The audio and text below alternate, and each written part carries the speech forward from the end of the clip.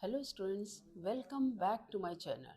Today I am taking class for all ICC students all over India, ICC students class 10, chapter 3, absorption by roots.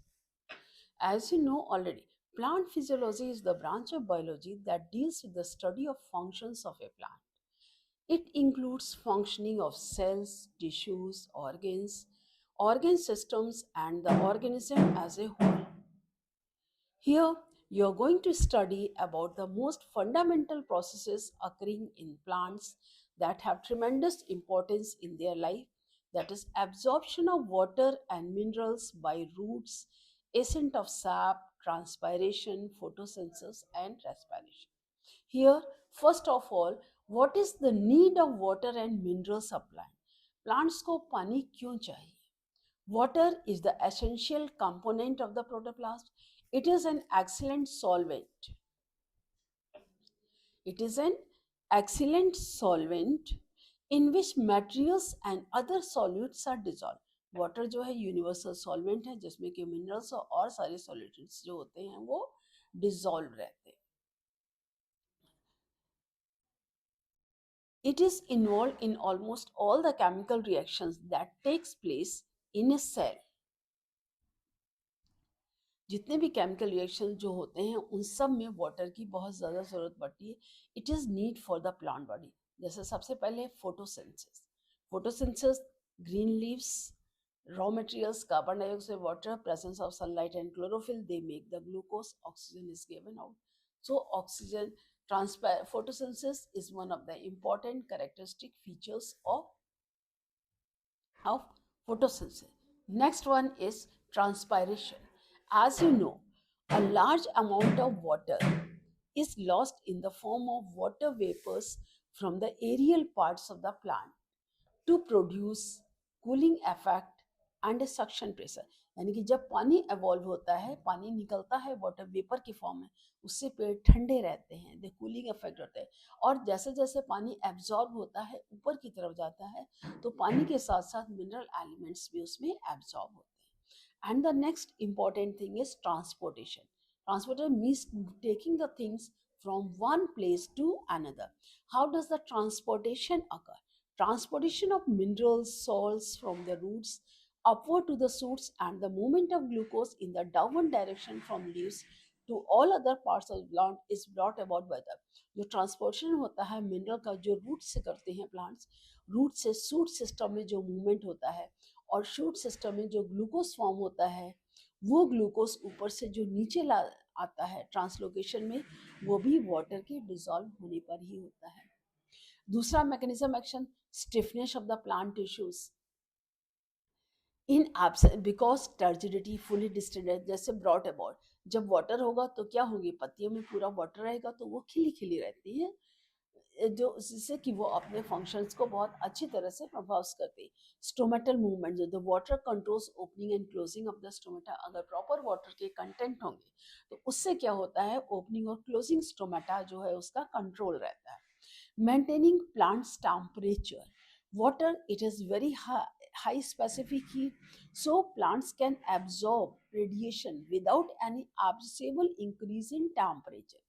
If a constant supply of water is not available, अगर पेड़ों को पानी नहीं मिलेगा, the physiological activities would cease and the plant will die. अगर वो नहीं होगा तो जितनी भी प्लांट की फिजियोलॉजिकल एक्टिविटीज हैं वो खत्म हो जाएंगी और पेड़ मर जाएगा. So there is a need of minerals for the plants. Minerals they are absorb by the root, they are required for the. जैसे मैग्नीशियम है, ये किसके लिए ज़रूरत है, essential for the synthesis of chlorophyll. Zinc essential for leaf formation, zinc जो है leaf formation के लिए बहुत ज़रूरी होता है. Calcium, it maintains semi permeability of the cell membrane. Calcium जो होता है उसमें सेमी परमिएबिलिटी जो है सेल मेम्ब्रेन की मेंटेन्ड होती है. इसके अलावा पोटेशियम होता है. पोटेशियम क्या करता है, it controls the opening and closing of the stomata. Manganese, it is essential for photolysis of water. जब फोटोलिसिस लाइट रिएक्शन होता है, water is decomposed to hydrogen ion and hydroxyl ions. जो photolysis होती है उसमें मैंगनीज काम करता है. Nitrogen for protein synthesis. Protein means growth के लिए ये ज़रूरी होता है। अब प्लांट्स वाटर कैसे एब्जॉर्ब करते हैं, पानी कैसे एब्जॉर्ब करते हैं? रूट से। तो roots are the important for absorbing the water in plants. So plants, they have to absorb water through the entire surface area from the root, stem, leaves. But underground root system, जो जमीन के अंदर जो root system, that is specialised for absorbing water as water is available mostly in the soil, जो कि soil में mostly observe होता है. So roots are immensely useful for the plants to absorb water because क्यों water they पर extensive root system rapid growth. मतलब root system क्यों absorb करना चाहिए? क्योंकि रूट सिस्टम से रैपिड ग्रोथ मतलब जल्दी जिससे ग्रोथ होती है. Total length of the root that is 4 months old. जैसे राई प्लांट है, अगर राई प्लांट है अगर 4 महीने है तो उसकी रूट्स देखिए कितना ज्यादा स्प्रेड हो जाती है. ये सब अगर डिस्टेंस आप इसका काउंट करें तो ये 620 kilometre, 620 kilometre. The daily increase in 5 kilometre इनका जो एक्सेशन बढ़ता है. और इसके अलावा they have enormous surface root area. इनका रूट एरिया जो सरफेस एरिया जो होता है, क्योंकि जितना ज़्यादा सरफेस एरिया होगा, ट्रिमेंडस सरफेस एरिया, उतना ही ज़्यादा वाटर एब्जॉर्ब होगा. ये देखिए आप, ये जो आपका रूट हेयर है ये, तो ये जितना सरफेस एरिया होगा उतने ही इसके आसपास सॉइल पार्टिकल्स होते हैं, और उन सॉइल पार्टिकल से जो है रूट एब्जॉर्ब, ये जो रूट हेयर्स जो होते हैं वाटर एब्जॉर्ब करते हैं. हाई कंसंट्रेशन जो होता है, राई प्लांट जो होती है सरफेस एरिया एस्टिमेटेड 255 मीटर्स का है. इसे से हाई कंसंट्रेशन सॉल्यूशन का है. जैसे root hairs they have high concentrated cell sap, मतलब सेल सैप जो है एक्व सॉल्यूशन, क्योंकि इसमें मिनरल सॉल्ट्स होते हैं, शुगर होती हैं, ऑर्गेनिक एसिड्स होते हैं, जो कि वैक्यूल्स में स्टोर, जो कि vacuole they are the storage organ. Vacuole stores the food material and it has a higher solute concentration. Solute यानी कि जो dissolved substances थे उनकी concentration बहुत high होती है than the surrounding soil water. So this is very important requirement to draw in water outside the process by the process osmosis के through. So that is why water diffuse from outside into the root cell. तो osmosis के through जो है root cell से जो है water, root cells के जो है water diffuse बाहर की तरफ करता है. Thin walls of the root hair.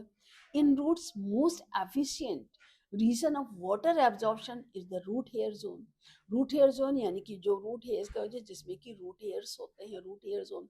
It is estimated root hair zone जो होता है रूट सिस्टम 4 months प्लांट, इसमें 14 बिलियन रूट हेयर्स होते हैं और लेंथ होती है करीब अगर 10,000 किलोमीटर. और root hair specialise for water absorption like a plant cell.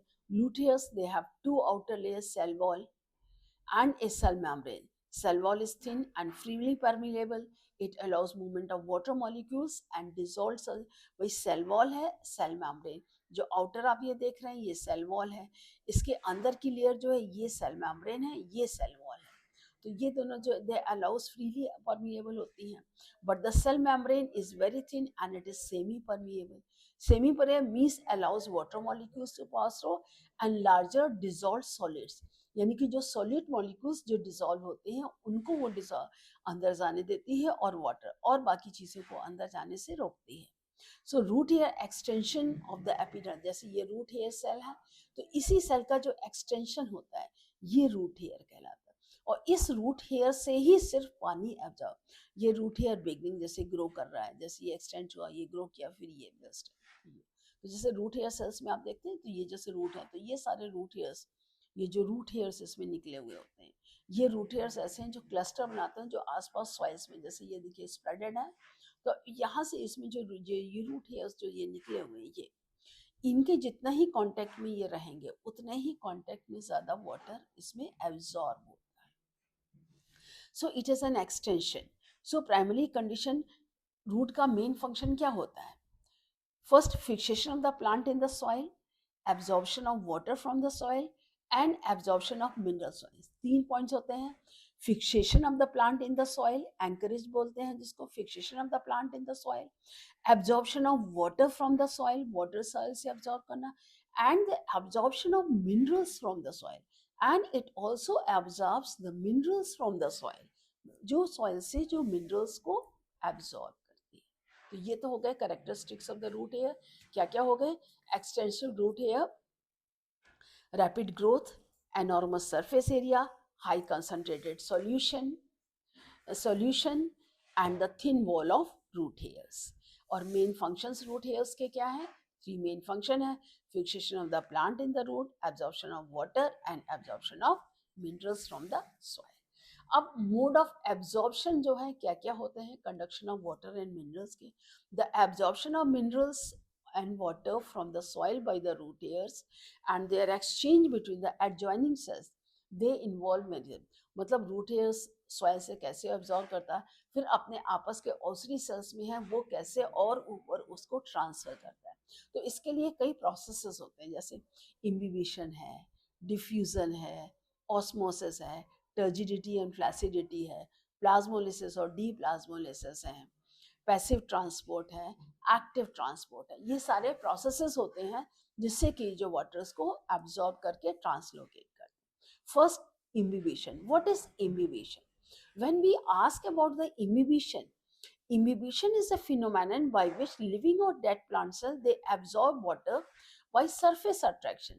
तो जो हमारे उसके सरफेस से वाटर आता है वो उसको अट्रैक्ट करता है. लिक्विड जैसे यूजली वाटर है, लिक्विड जो एब्जॉर्ब होता है which is imbibe, that is absorb, वो तो इम्बाइबेट कहलाता है. एंड द सॉलिड जो एब्जॉर्ब करता है take part in the emission, वो इम्बाइबेंट्स कहलाते हैं. जैसे इम्बाइबेशन जब ये एब्जॉर्ब करेगा तो उससे क्या होता है, वॉल्यूम बढ़ता है, इम्बाइबेंट का वॉल्यूम बढ़ेगा, so it develops A pressure. तो उससे प्रेशर बढ़ेगा, जब एब्जॉर्ब करेगा प्रेशर, तो इमिबेशन से प्रेशर बढ़ा है तो उसको हम इमिबेशन प्रेशर कहेंगे. जैसे जैमिंग द बरसात के दिनों में आप देखेंगे रेनी सीजन में वुडन डोर्स और विंडोज होते हैं जो वाटर एब्जॉर्ब करते हैं, तो वो क्या करते हैं, फूल जाते हैं, फूल करके वो आवाज करने लगते हैं या बंद नहीं होते हैं ठीक से. ड्राई सीड्स होते हैं, उनको आप वाटर में सोक करिए, जब ड्राई सीड्स वाटर में सोक करेंगे तो क्या करते हैं, वो एब्जॉर्ब करके माइक्रोपाइल के थ्रू वाटर उनके अंदर एंटर होता है, तो वो क्या होते हैं, स्वेल करते हैं, स्वेल करके उसका सीड कोट बस्ट होता है. सो तो सिग्निफिकेशन क्या है इम्बिबेशन के प्लांट से? इम्बिबेशन means absorption of water by the seed, help them to germinate by breaking the seed coat. मतलब जब वाटर में रखे जाएंगे सीड सोक करेंगे, सीड जो है वाटर को एब्जॉर्ब करेगा, वाटर को जब वो एब्जॉर्ब करेगा तो क्या होगा, सीड कोट बस्ट होगा, जर्मिनेशन फैसिलिटेट होगा. Absorption of water by the roots of the plant, initial stage में जो वाटर एब्जॉर्ब करते हैं. It also has the movement of water from cell to cell. Imbibition के थ्रू एक cell से दूसरे सेल में प्लांट बॉडी में वाटर जाता है. And it helps in ascent, जब प्रेशर होता है तो एसेंट ऑफ साइड, यानी कि रूट से नीचे से ऊपर की तरफ जो है एब्जॉर्प्शन में वाटर में मदद मिलती है. अब इसको आप एक सिंपल एक्सपेरिमेंट से देख सकते हैं. जैसे we take we take a thin filled with the dry seeds. आपने थिक फिल्ड जो है ड्राई सीड से करिए. pour some water, अब एक बर्तन कुछ ड्राई सीड्स लीजिए, उसमें वाटर रख दिए, close the lid, allow it to stand for, उसके बाद 4 घंटे के लिए छोड़ दिए. उसके बाद क्या करते हैं, तो जो अगर आपने टाइट करके बंद की है तो वो फोर्स से खुल जाएगी. It is scattering the seeds with the large force. क्यों? जैसे देखिए आपने टाइट के बर्तन में लिया सीड्स, पानी भर दिया, टाइट करके बंद किया, लेकिन कुछ जैसे ही ये इम्बाइब करेगी, वाटर एब्जॉर्ब करेगी, सीड्स का वॉल्यूम बढ़ेगा, जो सीड्स वॉल्यूम बढ़ेगा प्रेशर होगा, तो प्रेशर से क्या होगा, डिब्बी खुल जाएगी. तो इसमें क्या, dry seed when soaked in water imbibe water, मतलब वाटर इम्बिबिशन के थ्रू उनके अंदर गया तो वो फूल गए तो उससे causes increases in their volume, मतलब उनका वॉल्यूम बढ़ा, तो इट एक्सर्ट्स प्रेशर, तो pressure it can burst open. So imbibition of water takes place due to the presence of hydrophilic substance in dry seed. Hydrophilic means absorbing water. Water substance के absorb होने से उसमें जो है pressure आया. Hydrophilic pressure. Substances which are made up of cellulose, proteins, starch, and they had a strong affinity means उनके अंदर जो water की जो करेंसी होती है, कोई भी सीड्स आप कोई भी चीज़ देखिए, वाटर देखिए, कोई भी चीज़ सूखी हो, ड्राई हो, वाटर हो, तो वाटर तुरंत वो एब्जॉर्ब करती है. जैसे ये कि देखो dead cells of the wood they are composed of cellulose, जैसे लकड़ी होती है तो लकड़ी क्या है, डेड है. तो when dry seeds contain carbohydrates, dry seed होते हैं उसमें कार्बोहाइड्रेट प्रोटीन्स होते हैं, तो इनमें केमिकल सेलुलोज प्रोटीन्स होते हैं. ये hydrophilic, hydro means they absorb water, तो they have strong affinity means बहुत ज़्यादा अट्रैक्टेड होते हैं. When they absorb water moisture from the surroundings they swell up, तो जैसे ही बाहर से ये सराउंडिंग एरिया से वाटर एब्जॉर्ब करेंगे तो वैसे ही ये फूल जाएंगे, स्वेलिंग, स्वेल अप मतलब फूल जाते हैं. अच्छा, अब नेक्स्ट आता है second one is your diffusion. So the free movement of the molecules of the various substances, that is solid, liquid or gas, from the region of their higher concentration to the region of their lower concentration, when two are direct, that is called diffusion. Means movement of the particles from the higher concentration towards the lower concentration in a liquid free molecules movement, either in solid, liquid or gas, that is called. मतलब higher concentration से lower concentration की तरफ जो movement होता है to और direct solids, liquids और gases में, इस फिनोमेनन को हम डिफ्यूजन कहते हैं. Diffusion it is a matter of common observation डले. अगर आप सेंट की बोतल देखिए, वोलेटाइल परफ्यूम एक कॉर्नर में खोलिए तो देखिए थोड़ी ही देर में पूरे कमरे में उसकी महक फैल जाती है. It smell spreads in the through out the room within few seconds. ऐसे when sugar is added in the water, molecules diffuse throughout the liquid. आप पानी में चीनी मिलाइए, जैसे ही चीनी घुलती है तो देखिए पूरा पानी मीठा हो जाता है. So liquids giving the uniform sweet taste. ऐसे ही जैसे कैसे यूनिफॉर्म डिजाइन, जैसे मान लीजिए आपने एक बीकर लिया, उसमें वाटर है, अब कर देते हैं अपने से क्रिस्टल सॉल्युबल डाई, कोई कलर डाई का है या इंक है, आप एक ड्रॉप डाल दीजिए, ब्लू है तो धीरे धीरे देखिए पूरा जो पोटेशियम परमैंगनेट वो पिंक कलर देता है in one corner to keep it undisturb. तब धीरे धीरे देखिए इसके पार्टिकल्स, ये आपने एक तरफ कॉर्नर में ड्रॉप डाली, अब ये देखिए धीरे धीरे इसमें लूज हुए, लूज होकर पानी में मूव हुए, ये देखिए मॉलिक्यूल्स मूव किए मैंने फॉर डिफ्यूजन प्रोग्रेसिंग, और अब देखिए यूनिफॉर्मली पूरा डिस्ट्रीब्यूट हो गए, तो पूरा ही पानी जो होगा वो आपका कैसा हो जाएगा, पूरा ही पानी जो होगा लाइट पिंक कलर का हो जाता है इसमें, है ना. अब जैसे observation, the crystal of the soluble dye or camphor dissolves in water slowly and the color starts spreading from its higher concentration to lower concentration. तो उसे कहते हैं the molecules of the crystal are diffused and distribute uniformly making the color of the solution homogeneous, यानी कि एक सा रंग पूरे solution में फैल जाता है. So beginning molecules of dye is highly crowded concentration around the crystal, लेकिन जैसे ही डिफ्यूज होते हैं धीरे धीरे एरिया में कंसंट्रेशन बढ़ता जाता है, जैसे कि आपने इस डायग्राम में हमने देखा है. ये देखिए, ये देखिए, ये कंडेंसमेंट है, धीरे धीरे लूज हुए, पूरा लूज है, और उसके बाद देखिए यूनिफॉर्मली ये डिस्ट्रीब्यूट हो गए. तो उसी तरह से जो ये molecules diffuse from the areas higher concentration to the area of lower concentration. So colour of the solution the beginning will be darker near the crystal and becoming lighter and lighter as the, तो पहले जहाँ drop आपने डाली होगी वो dark होगी, और धीरे धीरे फिर पूरा ही पानी एक सा लाइट सा पिंक कलर का होगा. So movement of the continuous till the solution homogeneous colour, जब तक कि पूरा पानी एक सा कलर नहीं हो जाता. ठीक है. Next to demonstrate diffusion gases में आप कैसे डिमॉन्स्ट्रेट करेंगे. Take the hollow glass tube, ये आपने हॉलो ग्लास ट्यूब लिया, सेट अप द एपरेटस, ये देखिए दोनों तरफ है उसको कॉर्क से बंद कर दिए, कॉटन वुल आपने डाला, सोक्ड इन हाइड्रोक्लोरिक एसिड, यही cotton wool soaked in ammonia solution, ये अमोनिया सॉल्यूशन में लिया और कॉर्क से अंदर के, यहाँ पर अमोनिया है, यहाँ पर रजिस्टर. अब आप क्या करेंगे, ammonia towards the region of the lower concentration. So क्या होगा, dense white fumes of ammonium chloride I form when two gases meet. तो जब ये होते हैं तो एक ये डेंस व्हाइट फ्यूम बनेंगे. व्हाइट फ्यूम क्या होगा, जब अमोनिया और HCl कंबाइन होगा तो अमोनियम क्लोराइड व्हाइट फ्यूम्स होंगे HCl के, तो अमोनियम क्लोराइड बनेगा. लोअर कंसेंट्रेशन, तो इसमें क्या होता है, लॉस ऑफ वाटर वेपर, तो स्टोमेटा ये अमोनिया गैस है, HCl, right, they move from the higher concentration to their lower concentration region diffusion. So fact that dense white fumes ammonium chloride are formed where the gases are meeting. तो ये जो white ring हमको मिलेगी वो किस जगह मिलेगी, जहाँ पर अमोनिया और HCl कंबाइन होकर के अमोनियम क्लोराइड बनाते हैं, तो ये white fumes इंडिकेट करते हैं कि यहाँ पर अमोनियम क्लोराइड. अब जैसे डिफ्यूजन क्लास में, जैसे लॉस ऑफ वाटर, स्टोमेटा से पानी वाटर वेपर के फॉर्म में पानी निकलता है, एक्सचेंज ऑफ रेस्पिरेशन में जैसे फोटोसिंथेसिस डिफ्यूजन होता है, मॉलिक्यूल्स जो ions throughout the protoplasm जैसे हमारे सेल्स में प्रेजेंट होते हैं, पैसिव सेल अपटेक में आयंस दे आर एब्जॉर्ब करते हैं, smell flower due to diffusion, जैसे आप किसी फ्लावर हाथ में लिए हैं, जैसे आपका रोज है, जैस्मिन वगैरह के फ्लावर्स हैं, तो आप अगर पास में रखे हो तो आपको स्मेल आएगी हमेशा. It keeps the wall of the internal tissues of the plant moist, जो कि इंटरनल टिश्यूज को मॉइस्ट रखते हैं. Within the cells substances generally move, जो सेल्स के अंदर होते हैं सब्सटेंसेस जनरली किससे मूव करते हैं, वो डिफ्यूजन के प्रोसेस से ही मिलते हैं। डेली लाइफ में भी आप डिफ्यूजन देखते हैं, जैसे sugar is put in the liquid molecules diffuse, जैसे आप शुगर मिलाइए तो यूनिफॉर्म स्वीट टेस्ट हो जाए। जैसे fragrance of the perfumes, the open bottle that also reaches throughout the process of the diffusion. Now the next one is osmosis. As you know already, osmosis means the movement of water molecules. The movement of water molecules from the region of their higher concentration to the region of their lower concentration when the two are separated by a semi-permeable membrane. See, if you consider this as a semi-permeable membrane, these are the solvent molecules, this smaller size, and these bigger ones, they are the solid molecule. So when these molecules, they are separated by a semi-permeable membrane from the region of higher concentration to lower.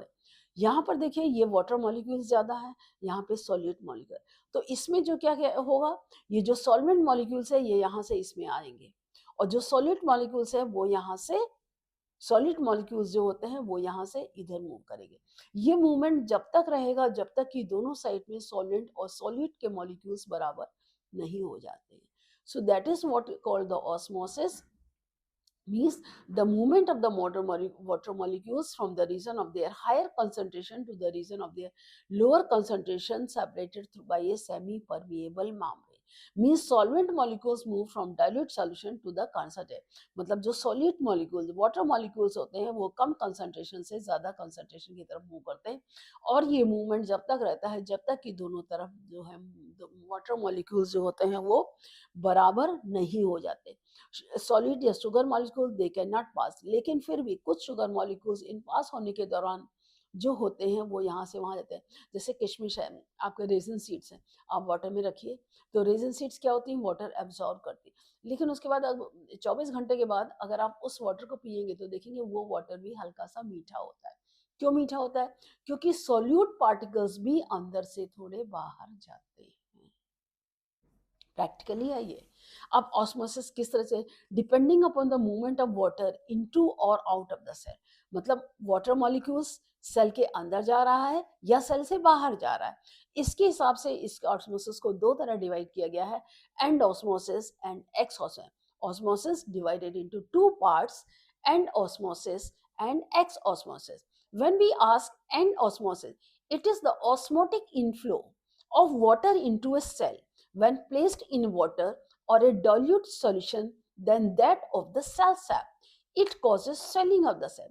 अगर बाहर का molecules मतलब substrate solution के बाहर का molecule और cell का ज्यादा है, अंदर का कम है, यानी कि वाटर मॉलिक्यूल्स बाहर से अंदर की तरफ मूवमेंट हो रहे हैं, तो उसको हम एंड ऑस्मोसिस कहते हैं। जैसे कोई भी सेल है अगर उसको वाटर में डालिए तो जाहिर है कि सेल सैप का कंसंट्रेशन हाई होगा। Water concentration, water is the universal solvent, तो वाटर के मॉलिक्यूल सेल सैप में अंदर जाएंगे। Is x osmosis, if the osmotic outflow of water from the cell when placed in solution having lower concentration of water as compared to the cell, it causes shrinkage। जैसे grapes हैं, grapes को अगर आप high concentrated solution में रखें तो क्या होगा, हाई कंसंट्रेटेड सॉल्यूशन है, ग्रेप्स में वाटर मॉलिक्यूल ज्यादा है, तो क्या होगा, ग्रेप्स कॉन्स्ट्रिक्ट हो जाएंगे, जो अंगूर होंगे वो सिकुड़ जाएंगे, जो ग्रेप्स होंगे सिकुड़, क्यों, ग्रेप्स से वाटर बाहर जाएगा क्योंकि बाहर वाटर का कंसंट्रेशन कम है। ठीक है, I hope it's clear what is endosmosis, movement of water molecules from outside to the inside. Exosmosis, movement of water molecules from inside to the outside. I hope it is clear. Now types of membrane, membranes कितनी तरह के थी, permeable membrane which allows both solute and solvent molecules pass through, जैसे cell wall है, muslin cloth है। impermeable, do not allow diffusion to either solvent or solute molecules, जैसे rubber sheet है। Impermeable ये किसी को परमिट नहीं करते हैं, चाहे सॉलिड हो चाहे सॉल्वेंट हो। Semi permeable membrane, they allow diffusion of solvent molecules through them in resist the movement of solute molecule, जैसे पार्चमेंट पेपर है, शीप गोट्स ब्लैडर है, सेलिफोन पेपर है, एग मेम्ब्रेन है, विस्किंग बैग्स वगैरह हैं, तो ये सेमी परमिएबल। डिफरेंशियली और सेलेक्टिवली परमिएबल, ये सेल मेम्ब्रेन्स होती हैं। which allows useful substance to diffuse in and harmful substance diffuse. जैसे सेल मेम्ब्रेन, तो सेल में जो यूजफुल सब्सटेंसेस हैं वो बाहर से अंदर की तरफ जाते हैं और जो वेस्ट्स होते हैं वो सेल से बाहर निकलते हैं। इसलिए इसको कहते हैं सेलेक्टिवली परमिएबल या डिफरेंशियली पर, मतलब जो चीज चाहिए वही अंदर जाएगी, जो नहीं चाहिए वो चीज अंदर नहीं जाएगी। इसको हम सिंपल एक्सपेरिमेंट से समझ सकते हैं to demonstrate the process. Prepare 3 solutions of sucrose in water as well. जैसे ये है solution A, 20 gram of sucrose in 80 ml of water, 20% sucrose solution हमने तैयार किया। दूसरे में 50 gram of sucrose in 50 ml of water. तीसरे में 5 gram of sucrose in 95 ml water. यानी कि अलग अलग कंसंट्रेशन लिए हमने। इसमें देखिए वाटर सॉल्वेंट का कंसंट्रेशन बढ़ता जा रहा है और सॉल्यूट का कंसंट्रेशन कम होता जा रहा है। Now close and wide open end of each test funnel, parchment paper या एनिमल ब्लैडर या semi permeable membrane, suspend this particle. तो plain water in the beaker and 20% sugar solution in the thinner से। अब अगर 20% sucrose solution है, plain water है, तो क्या होगा, वाटर जो है इसमें इनिशियल लेवल अगर यहाँ पर था तो आफ्टर कुछ देर बाद देखेंगे तो वाटर लेवल यहाँ से यहाँ तक, क्यों, क्योंकि बाहर का यहाँ कंसंट्रेशन है वाटर मॉलिक्यूल्स का कम है, बाहर कंसंट्रेशन ज्यादा है, तो वाटर मॉलिक्यूल्स बाहर से अंदर आएंगे, अब दस आएंगे। अब सेकेंड स्टेप में 50% सुक्रोज सॉल्यूशन है, ये आपका 50% है, ये देखिए सुक्रोज सॉल्यूशन।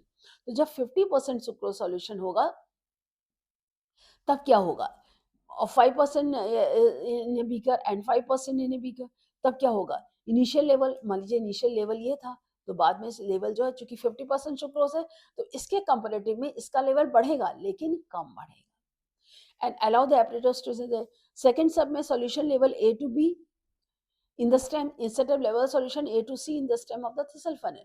अब जब यहाँ पर अगर सुक्रोज सॉल्यूशन 5% सॉल्यूशन लगे, अगर 5% सुक्रोज सॉल्यूशन लोगे आप यहाँ लेंगे, तो जो 5% सुक्रोज सॉल्यूशन अगर आप यहाँ पर लेंगे तो 5% सुक्रोज सॉल्यूशन, तो ये वाटर मॉलिक्यूल्स को ज्यादा अब्जॉर्ब करेगा और इसमें लेवल जो है वो ज्यादा ऊपर तक जाएगा।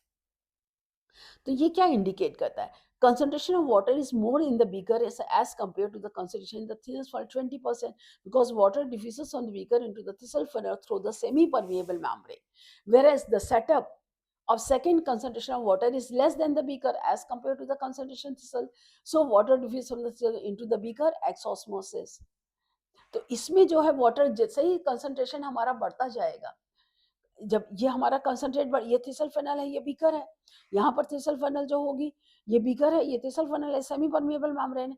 अब जब ये सेमी परमिएबल मेम्ब्रेन है तो यहाँ से वाटर मॉलिक्यूल्स क्या होंगे, ज्यादा एंटर होंगे, क्योंकि ये 20% था तो इसमें ज्यादा गया, ये 5% 50% है तो इसमें आधे से भी जो ये लेवल दिए था यहाँ पर ये लेवल और भी कम हुआ।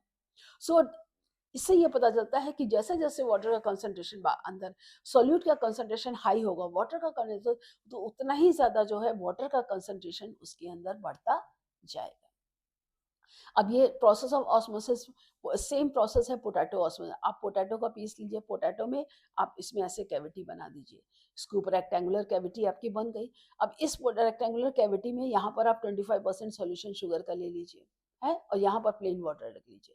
कुछ देर आप इसको वाटर करिए, कुछ देर बाद देखेंगे आप इस लेवल में, इस लेवल से वाटर यहाँ से ऊपर आ गया। ऊपर आने का मतलब क्या है, when you place a petri dish containing water 10%, then half the cavity into the water 25%, आधे cavity अपने 25% सुगर सॉल्यूशन से भर लिए इसको। अब इसको अलाउ द सेपरेटर्स, कुछ समय क्या देते हैं solution in the cavity of the potato, बोला इसके अंदर देखिए potato after half an hour, एक दो घंटे के बाद इसमें जो है सॉल्यूशन का पोटैटो वाटर ये सेमी परमेबल मेम्ब्रेन की तरह एक्ट किया पोटैटो ऑस्मोस को। वाटर लेवल यहाँ से ये जो वाटर लेवल ऊपर था ये देखिए वाटर लेवल नीचे आया, और ये वाटर लेवल कहाँ गया, ये वाटर इसके। तो ये करता है solution in the cavity of the potato rises because of osmosis. Water molecules diffuse from the petri dish into the potato osmos को। How long osmosis continues? या osmosis कब तक होता रहेगा? The process of osmosis should continue as long as the concentration of sugar solution on the two sides of a semipermeable is not the same. ये osmosis जब तक continue रहेगा जब तक कि दोनों साइड में sugar solution का concentration बराबर ना हो जाए। In the experiment shown figure in 3.7 ये वाला experiment देखिए, set up one water from the bigger difference in thistle funnel through a simple way. It causes rise in the level of sugar solution in the thistle funnel. Rising solution in the stem the thins causes increase in the column pressure और weight column. जैसे ही pressure होगा तो इसमें देखिए जो initial level ये था, ये देखिए यहाँ से ये लेवल वाटर भी यहाँ तक चला गया. तो ये जो सॉल्यूशन इंडिकेट करता है that the osmosis occurs in the plant. Increase in the column pressure reduces further osmosis. A stage comes when no osmosis takes place. No osmosis कब होती है? जब दोनों तरफ वाटर का कंसंट्रेशन बराबर हो जाता है. Stage comes when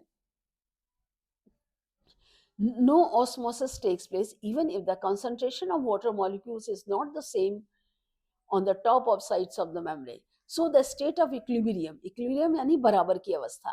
The water molecules from the beaker tend to move inwards through the semi-permeable, but the weight in column or column pressure above holds them backward. So this is called osmotic pressure or force that acts on the system.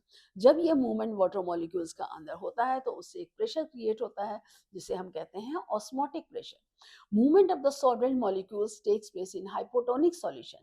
To hypertonic solution through a semi-permeable, it continues till the solution of two sides of the membrane becomes isotonic, बराबर है, provided on the other force is working on that system. जैसे endosmosis, some raisin seeds हैं, आप उसमें रखिए तो देखिए swell up हो जाते हैं. आप वाटर ग्राम सीड्स हैं, वाटर में सोक करते हैं तो क्या होता है, प्रेशर होता है, वाटर जो है उससे चने भीग जाते हैं, भीग जाने क्या होता है, चने का वॉल्यूम बढ़ जाता है.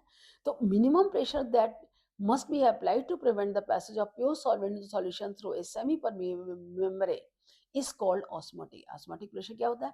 The pressure applied to prevent the passage pure solvent into the solution through a semi-permeable membrane, that is called osmotic pressure. जब यहाँ वाटर है तो वाटर मॉलिक्यूल जो प्रेशर अप्लाई करता है जिससे कि वाटर यहाँ पे फोर्स होकर के यहाँ पर आए, उस फोर्स को हम ऑस्मोटिक प्रेशर कहते हैं. जैसे ये थिसल फनल है, यहाँ पर वेट अप्लाई, जब वेट अप्लाई किया गया है तो उसमें का ये वेट प्रेशर डालता है जिससे कि सॉल्यूशन जो है वाटर जो है इसमें और ज़्यादा एंटर नहीं कर पाता है. देखिए यहाँ पर आपने एक एपरेटस वाला सेटअप किया, piston in the stem of the thistle funnel so that contact with the surface of sucrose solution. ये पिस्टन आपने रखी, इसमें वेट, ये पिस्टन रखी है, इसमें हमने वेट रखा है into the thistle funnel so that on the, अगर कम वेट होगा तो ये थिसल जल्दी होगी, ज़्यादा वेट होगा तो ये ऊपर नहीं है, क्योंकि piston that moves upward slowly because movement of water molecules from beaker to thistle funnel due to endosmosis motion of the piston some additional weight is pressure added to the piston. जितना ही इसमें हम pressure wait add करेंगे तो उतना ही movement of water molecules का जो होगा वो कम होगा. Because of the solid molecules which possess motion and kinetic energy distribute themselves in the entire available space by a process of diffusion. So they exert a pressure on the solution which is called the osmotic pressure. Tonicity means amount of tension developed in a system on account of occurrence of the solid particle. Tonicity क्या होती? The amount of tension. Tension क्या होता है? जब pressure जो increase होता है system due to solid particles in it. भाई सॉलिड पार्टिकल्स हैं, सॉल्वेंट पार्टिकल, तो जब सॉलिड पार्टिकल सॉल्वेंट पार्टिकल जाएंगे तो उसके against pressure action and reaction are equal and opposite. ये आपने पढ़ा है ना न्यूटन्स लॉ ऑफ मोशन में. तो external osmotic environment usually determine when two solutions of the system compared for their osmotic pressure. जैसे isotonic, concentration of water molecules and the solute on either side of the cell membrane remains same, resulting in the no net movement of water across cell membrane, hence no osmosis. Iso मतलब बराबर रहेंगे. Hypotonic, hypotonic means outside cell having low concentration of solutes as compared to fluids inside. जैसे कि आपकी cell में sales होते हैं, water molecules चूंकि अंदर कंसंट्रेशन ज्यादा है, बाहर कंसंट्रेशन वाटर मॉलिक्यूल्स का ज्यादा है, मिनरल एलिमेंट, तो आइंस के फॉर्म में जो है मिनरल्स जो हैं वाटर के साथ एब्जॉर्ब होते हैं रूट्स के थ्रू, वो होते हैं एंड ऑस्मोसिस, मतलब बाहर से पानी अंदर की तरफ जाता है. Fluids inside the cell in which water molecules moves from outside to inside of the cell, that is called endosmosis. हम पढ़ चुके हैं. और हाइपोटोनिक मतलब अंदर having high concentration solid molecules outside the cell, बाहर कंसंट्रेशन ज्यादा है और अंदर कंसंट्रेशन कम है, तो क्या होगा, अंदर से पानी बाहर जाएगा. inside the cell in which water molecules from the interior of the cell moves out. X यानी बाहर, and यानी अंदर. So to understand the three conditions, you take the human RBC is placed in the shape. जैसे RBC solution है, आप tonicity, ये RBC isotonic solution, isotonic मतलब same है तो इनका शेप सेम रहेगा. अगर आप हाइपोटोनिक यानी कि वाटर है कम है तो क्या होगा, वाटर इसमें एब्जॉर्ब होगा, जो वाटर एब्जॉर्ब होगा तो देखिए इसका साइज बढ़ जाएगा, ये होगा. और अगर आपने यानी इसका कंसंट्रेशन वाटर का ज्यादा है, यहाँ पर कम है वाटर का कंसंट्रेशन, तो क्या होगा, वाटर यहाँ से इसमें जाए, जब यहाँ वाटर इससे इसमें आएगा तो देखिए इसका साइज छोटा हो जाएगा और पानी का पानी बढ़ जाएगा. That is, the RBC is placed in different sides of the solution. So the result in the set आप देख चुके हैं कि in setup A shape of the RBC remains unchanged because no motion. Setup B, RBC is hypotonic, so molecules move from the hypotonic solution to hypotonic, so RBC swell up, even they burst due to endosmosis. Setup C, shrinkage, क्योंकि पानी अंदर से बाहर गया, exosmosis हुआ, तो RBC surrounding solution उनका size छोटा हो गया. तो ऑस्मोसिस की कैरेक्टरिस्टिक्स क्या होंगी, the cell sap of the roots is hypotonic as compare to the surrounding soil water. The roots of the plants absorb water from the soil due to endosmosis. Endosmosis से roots जो है water बाहर मिट्टी से जो है पानी जड़ें एब्जॉर्ब करती हैं और प्लांट्स में पानी था. Water absorb by the roots moves in the upward direction from cell to cell due to osmosis. जो वाटर एब्जॉर्ब होता है वो सेल की तरह ऊपर जाता है, क्योंकि large amount of water lost by the plant due to evaporation, transpiration में water, it causes hypotonic to upper cells as compare to the lower cell. So osmosis plays an important role in hypotonic side to hypotonic, means water keeps on moving in the upward direction. अगर transpired water evaporate नहीं होगा तो water absorb, जब वो evaporate होगा transpiration से water way, तो उतना ही ज्यादा पानी जड़ों से पानी और खींचेगी, और अगर जड़ों में पेड़ को पानी नहीं मिलेगा तो पेड़ सूख जाएगा. Living cells remain turgid only due to osmotic entry of water. जो हमारी बॉडी के लिविंग सेल्स होते हैं वो टर्जिड क्यों रहते हैं, क्यों, वाटर को एब्जॉर्ब करते हैं. स्टोमा इन प्लांट्स ओपन और क्लोजेस, डिक्रीज और increase of the osmotic pressure guard cells के. It plays an important role in the growth of radical plumule during germination. Many plants movements like folding and drooping of the leaves, that is also brought about osmosis. And the soft organs of the plants like leaves, flowers, fruits, and young stem, they are able to keep themselves stressed and swollen due to turgidity of their cell, which in turn depends upon osmosis. पत्तियों का घिसना, straight रहना, पेड़ों का बढ़ना, flower और fruits का बनना, ये सब ऑस्मोसिस के ऊपर ही बेस्ड रहते हैं. जैसे कि तीन हम देते हैं, डिफ्यूजन ऑस्मोसिस. डिफ्यूजन है लिक्विड्स और गैसेस में होता है, कंसंट्रेबल डिस्टेंस में होता, only water transported to the short distance. Rapid in gases, slow in solution, it is a slow process. Transport from high to low concentration, here transport of water from the solution of the lower concentration to that of the higher concentration through a semi-permeable membrane. It is semi-permeable membrane, it is required, it is not required. जैसे देखें कि marine fish होती हैं, they burst when placed in the tap water. क्यों, animals living in salt water being in hypotonic environment, क्योंकि जो salt water में होते हैं तो they lose water from their bodies surroundings and get dehydrated. तो इसीलिए marine fishes they are adapted to accumulate salts in their body rather than eliminate, as they are able to equalize the osmotic pressure of the internal and external. And the cells of the marine fish, they have a high osmotic pressure, so cells often burst when placed under the tap water. So the term osmosis is given. Term osmosis किसने दिया था, नॉलेट ने दिया. नॉलेट is the scientist who gave the term osmosis, right? अब next आपका आता है turgidity and flaccidity. What do you mean by turgidity and flaccidity? When a plant cell is kept in water or hypotonic solution, it absorbs water due to endosmosis. जब hypotonic solution में होगा तो एंडोसमोसिस से water absorb करे and attain such a state that it cannot accommodate more water. So the state of equilibrium, when no more water can enter into the cell, it is called turgidity, and the cell is said to be turgid. जब cell ज्यादा से ज्यादा water absorb कर लेता है और ज्यादा water वो एब्जॉर्ब नहीं कर सकता है, वो स्टेट जो होती है वो टर्जिड कंडीशन कहलाती है. And the cell fully charged with the water, And in condition, one wall of the cell is stressed under pressure from inside, and in turn, it presses the cell contents towards the center of the cell. And the pressure exerted by the cell content against the cell wall in the turgid condition, that is called, भाई जब maximum water हो गया तो water और cytoplasmic content जो cell wall के ऊपर pressure create करते हैं, तो वो प्रेशर जो है वो टर्गर प्रेशर कहलाता है. And the inward pressure exerted by the cell wall against the cell content, that is called the wall pressure. और जो सेल वॉल अपने मेंटेन करने के लिए जो प्रेशर इंग्रेडिएंट यानी कि जो सेल के कंटेंट्स के ऊपर अपना प्रेशर डालता है, वो प्रेशर जो होता है वो वॉल प्रेशर कहलाता है. Turgor pressure and wall pressure normally counter balance each other and maintain the state of equilibrium, जो स्टेट को इक्विलिब्रियम मेंटेन करते हैं. So there is no further absorption of water even though the concentration of solutes from inside the cell may be greater than that outside the cell. At any time, the cell wall is unable to bear the turgor pressure. It ruptures and the cell content bursts out. That what happens when fruits and vegetables sometimes get burst. Fruits और vegetable जब पक जाते हैं तो कभी कभी आप देखिए बस्ट हो जाते हैं. क्यों? जब इंटरनल प्रेशर हाई होता है तब उसमें ये कंडीशन पैदा होती है.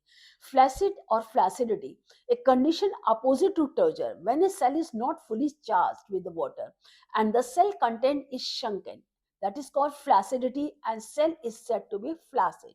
जो सेल है उसको हम फ्लैसिड बोलते हैं. And the significance, turgidity means it is used, turgidity से बहुत ज़्यादा important है. movement of water from cell to cell, that is takes place through the turgidity. Water moves from cell to cell, especially in the root cells. Because of turgidity, water always move more turgid cells to less turgid cells. So direction in which water will flow from one part of the plant to another. Maintenance of proper shape.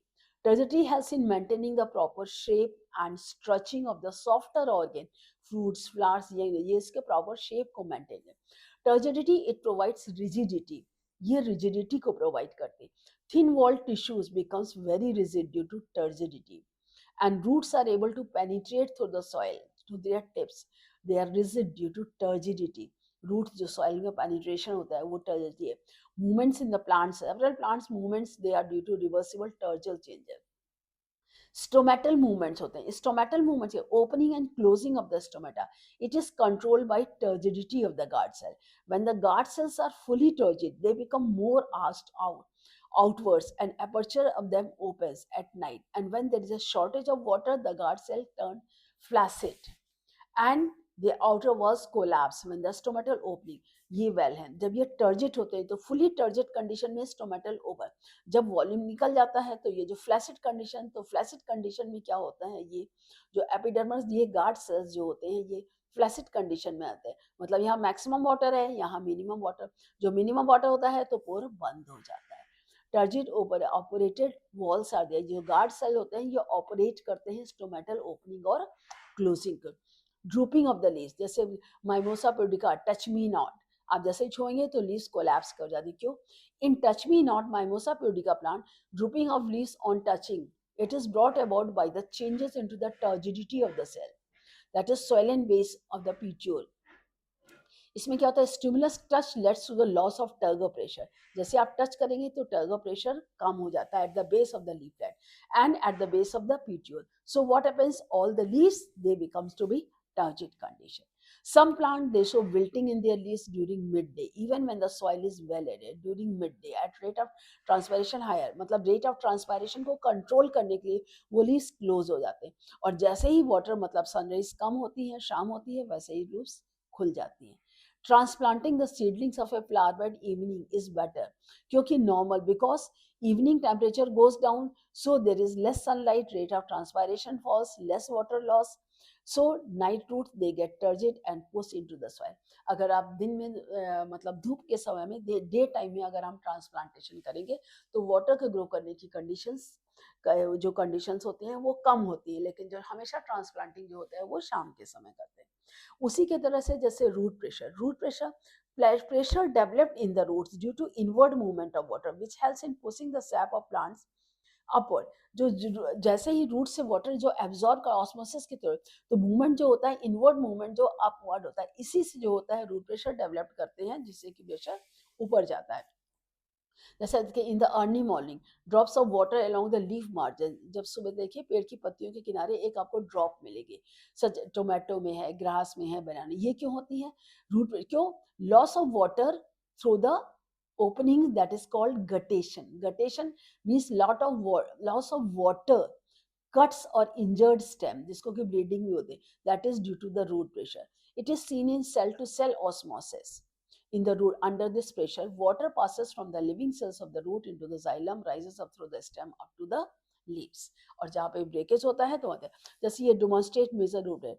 अब जैसे root pressure है, आप यहाँ root pressure लीजिए, you take a potted plant balsam और tomato या bryophyllum के well water plant, cut off its stem 5 to 8 centimeters above है, fix a glass tube immediately आप इसमें एक ग्लास ट्यूब आपने फिक्स कर दी है, then connect the manometer, आपने मैनोमीटर करेक्ट किया ग्लास है, तो what will start coming out of the cut and the stem starts rising in the glass tube. जो यस था, ये जैसे आप इसको फिक्स करेंगे, ये देखिए इसमें ऊपर उठता है, ये क्यों ऊपर जाता है?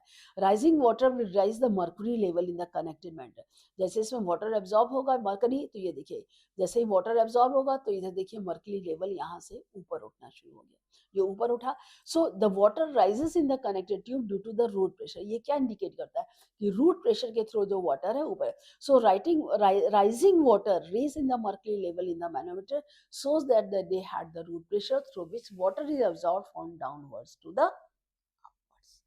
Now the next one is plasmolysis and deplasmolysis, right? Shrinkage of the cytoplasm of a plant cell from its cell wall under the influence of hypertonic solution is called plasmolysis. जो श्रिंक करता है protoplast तो उसे हम plasma दें, and the cells in the state is said to be limp flaccid, condition is called flaccidity, it is the reverse of rigidity. When a plant cell is kept in a hypotonic solution, the cytoplasm of the cell along with its cell membrane separates from the cell wall. जब जो cell membrane जो होता है वो solution को separate करती है, it gets concentrated in the centre और टुवर्ड्स वन साइड, एक साइड में concentrate, the central vacuole diminishes, central vacuole खत्म हो जाता है, and the cell is said to be plasmolysed, and the phenomena is called plasmolysis. Process of plasmolysis occurs between the X osmosis. The water diffuses out of the cell because of the higher osmotic pressure of hypertonic solution outside the cell. जब हम concentrated solution में किसी cell को place करते हैं तो cell से water बाहर खिंच जाता है, जब बाहर खिंच जाता है तो उसमें क्या होता है, कंटेंट में सेल गेट्स प्लाज्मोलाइज, मतलब श्रिंकेज। दूसरे हाथ when a plasmolyse cell can be in distilled water और हाइपोटेन, अगर हम इसको वाटर में रखें before the cell is dead, water diffuses into the cell, अगर उसी प्लाज्मोलाइट सेल को हम वाटर के अंदर रख देंगे तो उसमें पानी एब्जॉर्ब करके एंड ऑस्मोसिस के थ्रू वापस अपनी कंडीशन में आता है, and the cytoplasm against get inflated, मतलब फैल जाता है, exerts pressure against the wall, the central vacuole reappears and this is called deplasmolysis, यानी कि reverse of plasmolysis is deplasmolysis. Plasmolysis is a vital process in plant cell. It takes place only in the living cell. In dead cells, it cannot take place. Plasmolysis सिर्फ living cell में होगा, dead cell में नहीं होता. क्या significance होते हैं plasmolysis? देखिए, high concentration of sugar in jams, jellies, drink. They protect them from decay of the bacteria and fungi due to plasmolysis. And hypotonic nature, such food plasmolyze cells, bacteria and fungi. High concentration of salts and other spices in pickles make them hypertonic. Again, plasmolyzes the bacteria and fungi. Similarly, meat, fish, vegetable, they are dried and salted to protect against spoilage. Weeds can be killed in the playground by adding excessive salts in their food. Plants growing in the walls, foundations in the building, they are killed by adding large quantities of salts in their roots. Excessive use of fertilizers in the fields can also kill the crop plant. So judicious use of chemicals should be. Chemicals का हमें ज़्यादा use नहीं करें, क्योंकि जितना ही ज़्यादा हम chemicals का यूज़ करेंगे excessive और उसके plant parts पर भी पड़ता है. Plasmolysis can be used to remove blood-sucking leech from the victim by sprinkling salt on the body of leech. Plasmolysis strings detach and the victim get relief. जैसे जो Leach जो होती है, अगर लीच क्या होती है, ब्लड सक करती है, अगर लीच है, अगर उस लीच के ऊपर आप सॉल्ट डाल दें तो वो कट जाएगी, मर जाएगी और फिर आगे वो ब्लड एब्जॉर्ब नहीं करे.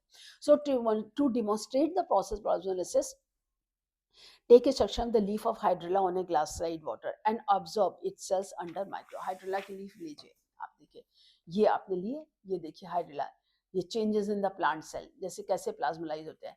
10% सुक्रोज सॉल्यूशन आपने पेट्री डिश में लिया and transfer the above section hydrilla, ये हाइड्रोलाइज है. Remove the section after 5-10 minutes. Mounted on the glass side cell. जब आप जल में हाइपोटोनिक सॉल्यूशन दें तो आप देखिए ये जो प्लांट सेल वॉल श्रिंकेज हो गया, ये सेल वैकेंट हो गया. जब प्लाज्मोलाइज्ड हो गया यानी कि सेल कंसंट्रेटेड हो गया, यहाँ का वाटर जो वाटर कंटेंट था वैक्यूल का, ये पूरा बाहर खींच, क्योंकि बाहर से कंसंट्रेशन हाई था. अब इसको अगर फिर से हम टैप वाटर में रखेंगे तो ये वाटर फिर से एब्जॉर्ब करके फिर ये देखिए वैक्यूल रीअपियर हो गया और ये सेल फिर से डीप्लाज्मोलाइज्ड सेल हो गया. तो जो quickly transfer the above section hydrilla leaf in the water hypotonic solution, then after some time the section the petri dish mount on the glass side again becomes under this microscope. देखिए तो क्या होगा, पहले आपने क्या दिया, when a fresh section of hydrilla leaf is seen, fresh section hardly seen under the microscope, तो आपने क्या देखा, no distinction between the cell wall and the cell membrane. cell wall cell membrane आपको साफ नहीं दिखाई दे रहा है और पूरा large vacuole आपको दिखाई दे रहा है. Clear large central vacuole is seen in the centre. ये देखिए क्लियर लार्ज वैक्यूल है.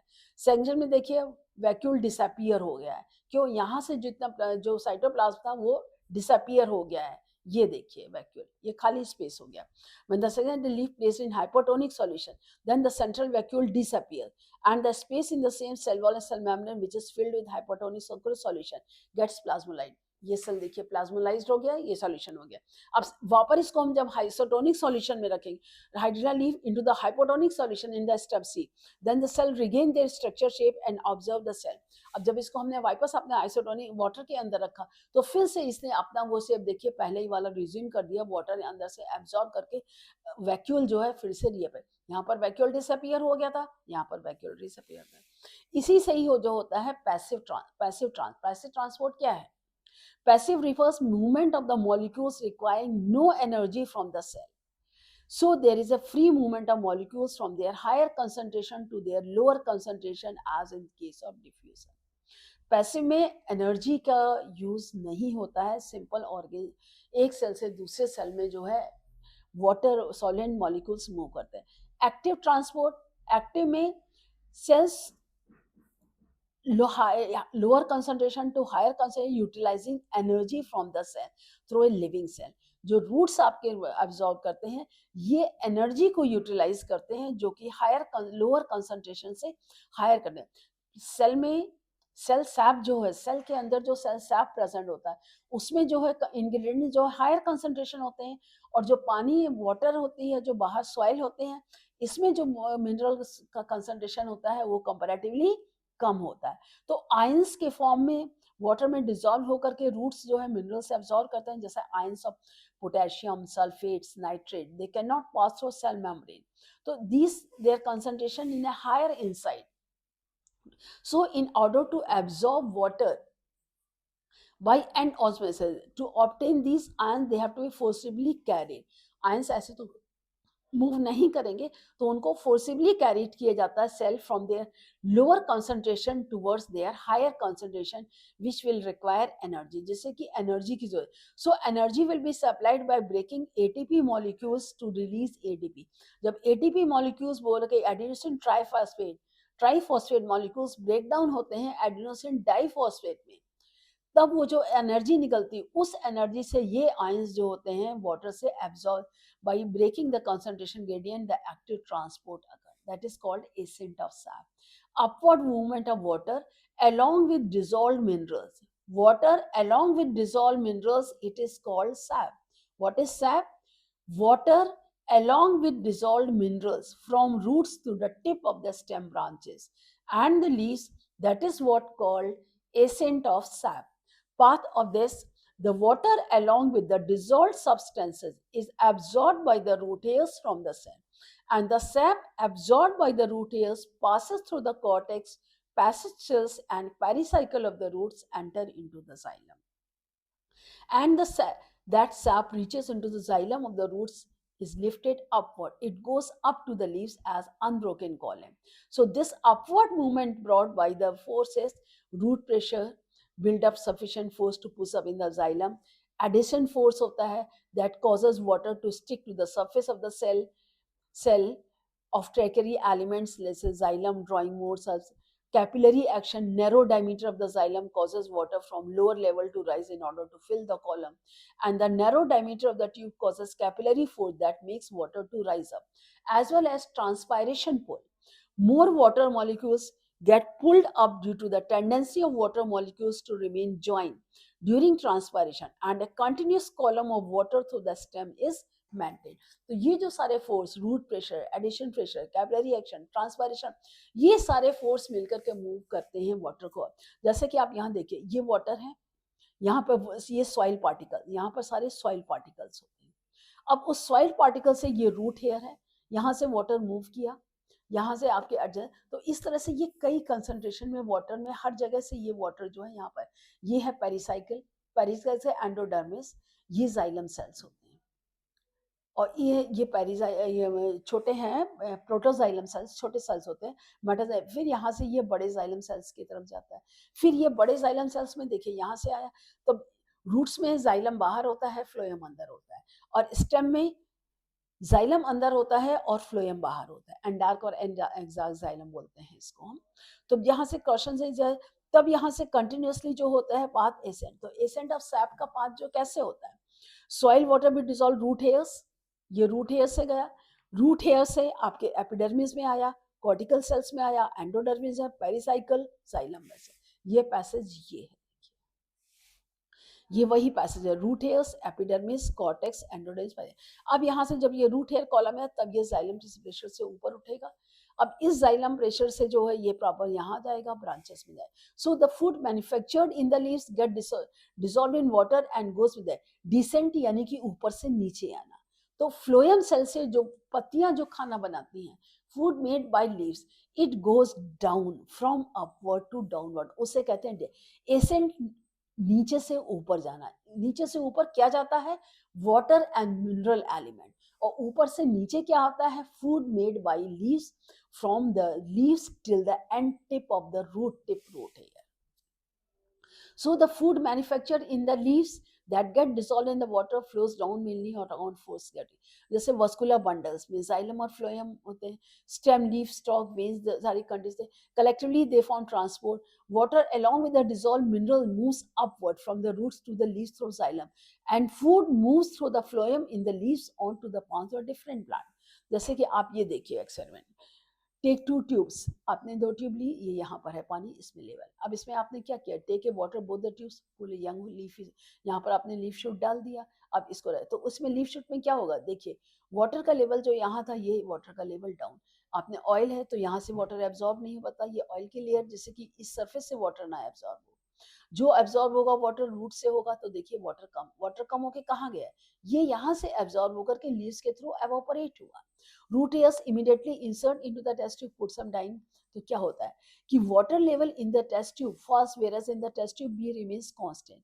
आप 2 में पानी लिया, इसमें उतना ही है, इसमें नीचे कहाँ गया पानी, वो change in the loss of water, the fall in water level in test tube, we have no change in water tube because test tube acts as a control, क्योंकि यहाँ पर तो कंट्रोल गया, लेकिन जो रूट्स ने एब्जॉर्ब किया वो वाटर लीफी शूट्स में गया और यहाँ ट्रांसपिरेशन के एवापोरेट हो गया।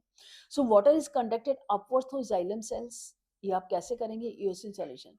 विंकर रोजिया प्लांट आपने देखा होगा ना, सदाबहार का पेड़ होता है, उसे आप इजीली देख सकते हैं। Take a freshly uprooted young balsam plant with the roots, root hairs inlet, छोटा सा पेड़ लीजिए रूट्स के साथ, wash it and place in a beaker, 2% eosin solution, eosin solution यानी पिंक कलर हो जाएगा। तो root should be completely submerged in ईओ solution, fix the plant with the stand and keep the stand. आप उसको बीकर में solution लीजिए, plant लीजिए, उसमें पानी डालिए, then take out the plant from the eosin solution and wash it with the running water. Cut transfer section, आप देखेंगे xylem vessels of the root, stem and leaves stain in red or orange red, they are different in colors as compared to other। Vinca rosea उसमें आपको simple लगेगा, देखिए ये आपका plant है, आपने लिया, इसमें रेड सन्स है, अब इसके रूट्स है, आपने इसको काटा, काट के देखा तो ये देखिए रेड कलर, तो ये अंदर ये सेल्स कौन से हैं, ये जाइलम सेल्स हैं। जाइलम से, क्योंकि ये जाइलम सेल्स कंडक्ट वाटर, तो ये जो वाटर पिंक हुआ, ये पिंक वाटर इसमें एंटर हुआ। अगर आप ध्यान से देखेंगे इसको नहीं, यहाँ लीव्स देखेंगे तो लीव्स की जो वेन्स होंगी, जो लाइट ग्रीन कलर की आपको दिखती हैं सदाबहार के विंका रोजिया के प्लांट में, वो आपको पिंक दिखेंगे। डायरेक्ट आप नेकेड आई से देखेंगे तो आपको उसमें क्लियरली दिख जाएगा। Red coloured xylem vessels in the root stem and the leafy. अब इसी तरह से आगे देखेंगे how food is transported through the phloem cell. Food का ट्रांसपोर्टेशन कैसे होता है? Take 2 fresh shoots of a plant balsam. From one should remove a 3 centimeter long ring bark up to the cambium, keeping the xylem intact. Keeping the xylem intact. You can see. Huh? Then what you will observe over there? You will observe that जैसे आपने यहाँ से काट दिया, जब यहाँ से काट दिया तो फूड तो होगा, पानी तो जाएगा। जब इसको यहाँ से निकाल देंगे तो हमने जाइलम सेल्स हटा दिए, पानी नहीं जा रहा, लेकिन फूड ऊपर से ट्रांसलोकेट होगा तो फूड करके क्या होगा, ये स्वेलअप हो गया। ये स्वेलअप यानी कि ऊपर से फूड आ रहा तो यहाँ से रूट्स डेवलप हो जाएंगे, यानी कि food is translocate through the xylem. Take two fresh shoots of a plant balsam, balsam क्योंकि उसमें इजिली हो जाता है। One should remove 3 centimetre of the ring bark, xylem intact, xylem को इंटैक्ट करिए और वहां से बार्क हटा दीजिए। ये देखिए जाइलम इंटैक्ट है, बाहर से फ्लोएम हटा दिया, जाइलम है तो जैसे पानी ऊपर से नीचे जा रहा है, लेकिन phloem fruits accumulate water, food जो है वो नीचे नहीं जा पाएगा क्योंकि यहाँ से हमने फ्लोएम सेल्स हटा दिए हैं।